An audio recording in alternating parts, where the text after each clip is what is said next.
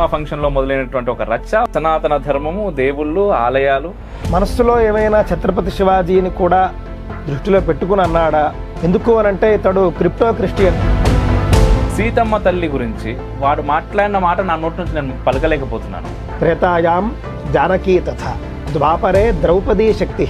వాళ్ళెవరూ సాధారణ మహిళలు కానే కాదు. అసలు స్త్రీని అవమానించాలి అని కనుక నువ్వు భావిస్తే కనుక నిన్ను శిక్షించడానికి పంచభూతాలు ఒకటవుతాయి. మీరు నా పైన రెచ్చిపోయి ఏదో మాట్లాడుతున్నారు. ఇదంతా కూడా సనాతన ధర్మాన్ని వాడుకోవాలి. ఇప్పుడు గరికపాటి వారు చెప్పినటువంటి మాట నీకు నచ్చకపోతే, అంటే వీళ్ళు క్రిప్టో క్రిస్టియన్స్ కదండి, వీళ్ళు సమయం వచ్చినప్పుడు ఈ విధంగా. మరొక మాట కూడా మాట్లాడారు స్వామి, ఈ దేవాలయాల పైన అసలు శృంగారమే తప్పు అనేది క్రైస్తవుల ఆలోచన. యేసు పాపి కాడు. ఎందుకు? అంతరార్థం ఏమిటి? భగవంతుడికే మీరు బట్టలు వేసేసి మీరు కప్పేస్తున్నారు అంటే కప్పద్దని ఉద్దేశం. బ్రిటిష్ వాళ్ళు రావడానికి ముందు మన వాళ్ళు అసలు శ్వాసే పీల్చలేదంట. ఇలాంటి భాష మాట్లాడే వాళ్ళ వీడియోలు మీ పిల్లలు చూస్తున్నారన్నా కూడా తల్లిదండ్రులుగా మీరు ఫెయిల్ అయినట్లు.